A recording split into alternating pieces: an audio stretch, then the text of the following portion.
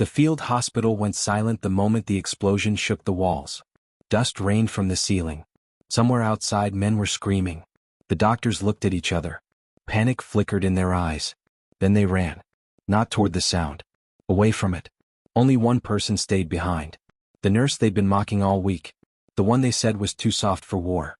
She picked up her med kit, pulled the strap tight across her chest and walked straight into the smoke. Nobody knew that walk. But 12 wounded Marines were about to. Before we begin, make sure to subscribe to our channel so you never miss these true tales of courage. And tell us in the comments, where are you watching from today? 1 week earlier, Lieutenant Sarah Chin stepped off the transport helicopter into the scorching heat of Fallujah, medical bag slung over her shoulder, hair tied back in a regulation bun. The dust kicked up by the rotor blades settled around her boots as she took in her new assignment. Field Hospital Bravo. A cluster of tents and prefab structures surrounded by concrete barriers and sandbags. This was home now. You the new nurse? A voice called from the entrance. Sarah turned. A combat medic, mid-30s, stood with his arms crossed, sweat staining his uniform. His name tape read Garcia. Lieutenant Chen, she replied. Reporting for duty. Garcia looked her up and down, then shrugged. Doc Webb's inside. He'll get you sorted. As she walked past, she heard him mutter to another medic. Great. Another college kid. Bet she's never even seen a real trauma. Sarah kept walking. She'd heard worse. Inside the hospital tent, the smell of antiseptic mixed with dust and sweat. Rows of cots lined the walls, most of them empty. For now. Dr. Marcus Webb, a tall man in his 40s with graying hair, glanced up from his clipboard. You must be Chen, he said, barely looking at her. We run a tight ship here.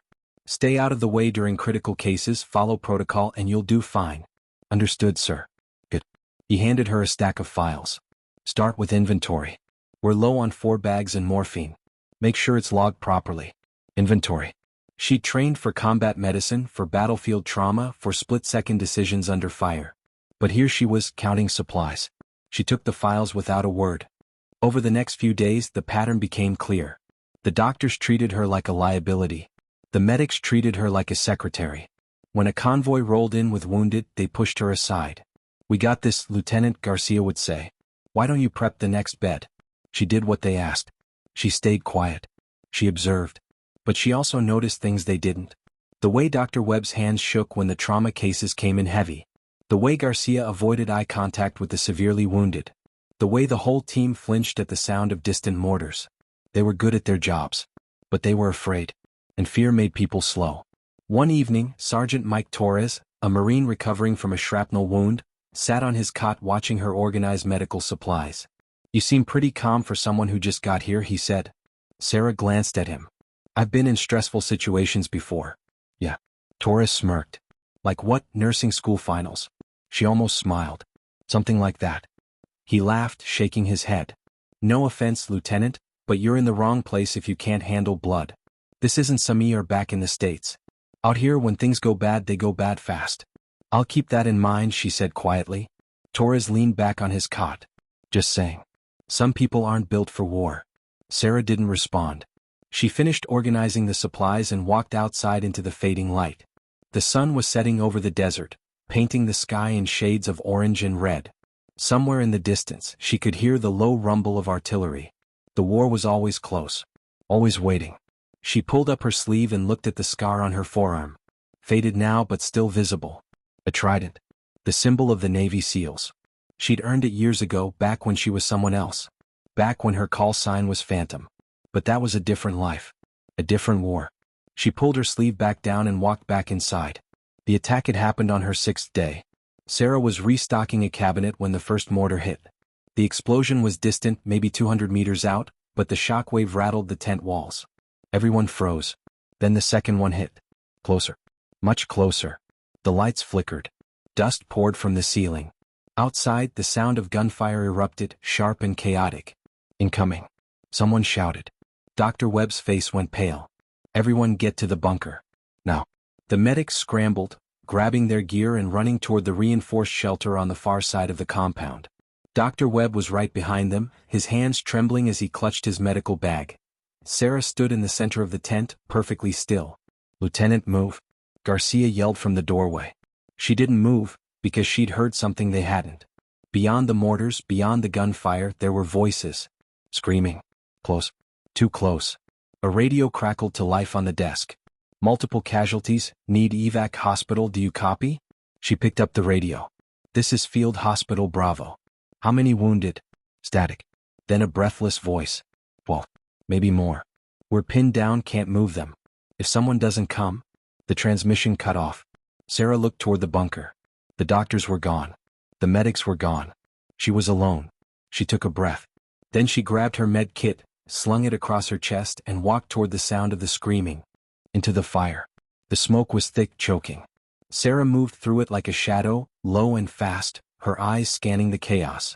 She found them in a collapsed storage building 50 meters from the hospital. 12 Marines, some sitting, some lying flat, all of them bleeding. A young corporal with a tourniquet on his leg looked up as she approached. Who are you?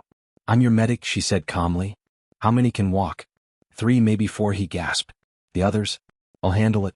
She knelt beside the nearest Marine, a kid who couldn't have been older than 20. His abdomen was torn open, blood pooling beneath him. Stay with me, she said, her voice steady. You're going to be fine. Her hands moved with precision. Pressure. Gauze. Clamp. She'd done this 100 times before in places far worse than this. The mortars kept falling. Gunfire cracked overhead. But her hands didn't shake. One by one she stabilized them. The ones who could walk she sent back toward the hospital. The ones who couldn't she dragged. Lieutenant, we need to go. One of the Marines shouted. They're advancing. Not yet, she said. 2 more. She pulled the last Marine onto her shoulders, a fireman's carry, and started moving. Her legs burned. Her lungs screamed. But she didn't stop. By the time she reached the hospital tent, her uniform was soaked in blood. Not hers. Dr. Webb stood frozen in the doorway, staring at her. 12 wounded, she said, her voice calm. I need hands. No. Webb blinked, then nodded, snapping out of his shock. Garcia. Get in here. The medics rushed in, their faces pale, their eyes wide. Sarah dropped her med kit and went back outside. There was still work to do. The reveal. It wasn't until later, after the attack had been repelled, after the wounded had been stabilized, that anyone noticed. Sergeant Torres was sitting up in his cot, watching Sarah clean her equipment. Her sleeves were rolled up now, and in the harsh light of the tent, he saw it. The trident. Not a tattoo. A scar. Burned into her skin. Lieutenant, he said slowly. What is that? Sarah glanced at her arm, then at him. She didn't answer right away. Torres' eyes widened. That's a SEAL trident. The tent went quiet. Every head turned toward her. Dr. Webb stepped forward, his voice uncertain. You're a SEAL? Sarah said quietly. I was a combat medic attached to SEAL Team 5. Did 2 tours. My call sign was Phantom. Garcia's jaw dropped. Phantom? The one who? Yes, she said, cutting him off. That was me. Captain James Reeves, the base commander, walked into the tent at that moment. He'd heard the commotion. He looked at Sarah, then at the wounded Marines, then back at Sarah. Lieutenant Chin, he said slowly. I just got a report. You pulled 12 men out of a kill zone. Alone. They needed help, sir. Reeves stepped closer, his expression unreadable. Then, slowly, he raised his hand and saluted. The entire tent followed. Sarah hesitated, then returned the salute. Torres, still sitting on his cot, shook his head in disbelief. We called you soft.